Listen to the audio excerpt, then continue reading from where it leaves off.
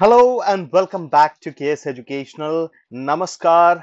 और आप लोगों का इस केएस एजुकेशनल हब पे बहुत स्वागत है। 5 मई के इंपॉर्टेंट करंट अफेयर्स पे हम लोग डिस्कशन करेंगे और डेली करंट अफेयर्स का सेशन मैं आप तक पहुंचा रहा हूं माय डियर फ्रेंड्स। ये वो इंपॉर्टेंट कलेक्शन है जो आपके आने वाले बैंकिंग के एग्जाम में, रेलवे में, एसएससी में या स्टेट लेवल का कोई भी एग्जाम हो, इन सभी में ये करंट अफेयर्स बहुत इंपॉर्टेंट रोल प्ले करेगा। आपके स्कोर को मैक्सिमाइज कराएगा बिकॉज करंट अफेयर्स बहुत जरूरी है आपके आने वाले कोई भी कॉम्पिटिटिव एग्जाम में। तो आज के 5 मई के इंपॉर्टेंट करंट अफेयर्स पे आगे बढ़ते हैं, लेकिन उससे पहले आपके इस एजुकेशनल आपको फेसबुक पेज और इंस्टाग्राम पे फॉलो कर लेना। लिंक आपको डिस्क्रिप्शन में दिया गया है।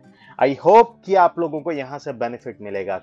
किस देश के उच्च आयोग ने कारगिल में परियोजना के लिए अनुदान का घोषणा किया है? और ये देश कौन है? ये देश है ऑस्ट्रेलिया। अब मैं आपको बता दूं यहां पर कि जो कारगिल में परियोजना चल रहा है इसका नाम है रिटर्न टू रूट्स। का मेन उद्देश्य क्या है कि राष्ट्रीय शिक्षा नीति के लक्ष्यों के साथ जो वर्तमान में स्कूल विज्ञान पाठ्यक्रम है उसके साथ ज्ञान को एकत्रित करना, जिसमें कि आदिवासी पृष्ठभूमि के स्कूली बच्चों के साथ वैज्ञानिक जुड़ाव को बढ़ावा मिले, ये इसका मेन उद्देश्य है। तो इस देश का नाम याद रखिएगा, ऑस्ट्रेलिया है, जिसने कि इस परियोजना में अनुदान का घोषणा किया है। भारत की पहली वाटर मेट्रो सेवा का उद्घाटन किस राज्य में किया गया?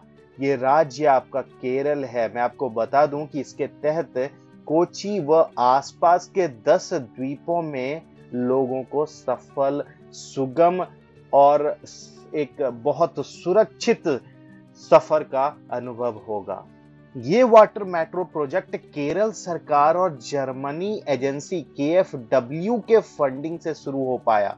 अगर आपको पूछ लिया जाए कि किसका किसका है इसमें कोलैबोरेशन, तो आपको बताना है केरल सरकार के साथ साथ जर्मनी की एजेंसी है KfW, जिसके फंडिंग के साथ यह शुरू हुआ है।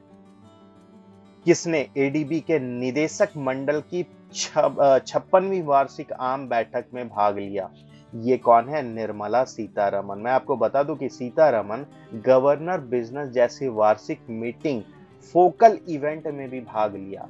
इसके साथ साथ एशिया के रीबाउंड के लिए नीतियों पर ADB गवर्नर सेमिनार के एक पैनलिस्ट के रूप में भी इन्होंने भाग लिया है। किसने दक्षिणी वायु कमान के air officer commanding in chief के रूप में पदभार संभाला है?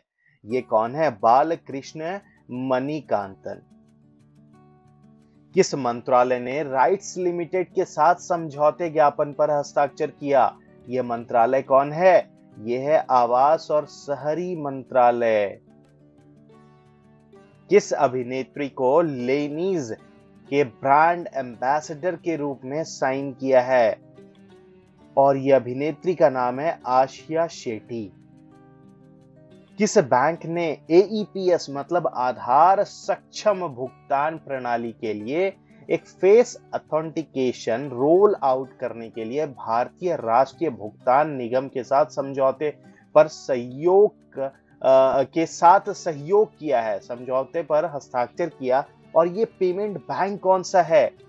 ये नाम इनका एयरटेल पेमेंट बैंक है। आपके सामने बहुत सारा पेमेंट बैंक रहेगा, फिनो रहेगा, पेटीएम रहेगा, इंडिया पोस्ट रहेगा, आपको सेलेक्ट करना है एयरटेल।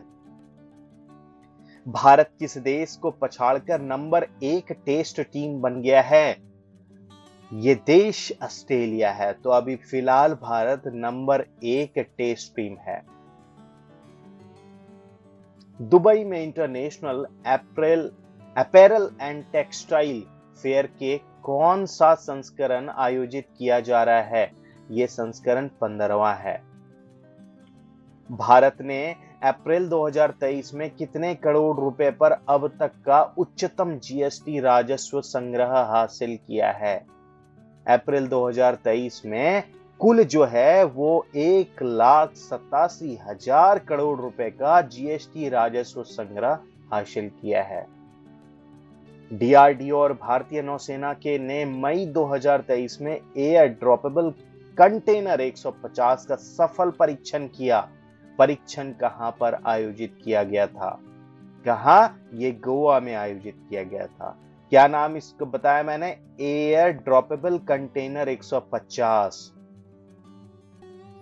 कुछ अब तक जो इंपॉर्टेंट डेज हम लोगों ने देखा है वो है राष्ट्रीय मजदूर दिवस 1 मई, विश्व अस्थमा दिवस 2 मई, हर साल मई के पहले मंगलवार को मनाते हैं। विश्व प्रेस स्वतंत्रता दिवस 3 मई, अंतर्राष्ट्रीय फायर फाइटर डे 4 और राष्ट्रीय कोयला खनिक दिवस 4 मई को हम लोगों ने देखा। ऐसे ही कुछ इंपॉर्टेंट न्यूज के लिए सब्सक्राइब कर लेना केएस एजुकेशनल को, साथ में नोटिफिकेशन बेल दबा लेना, लाइक करना और शेयर कर देना इसे अपने दोस्तों में, अपने फ्रेंड्स और फैमिली मेंबर्स में, because sharing is caring my dear friends.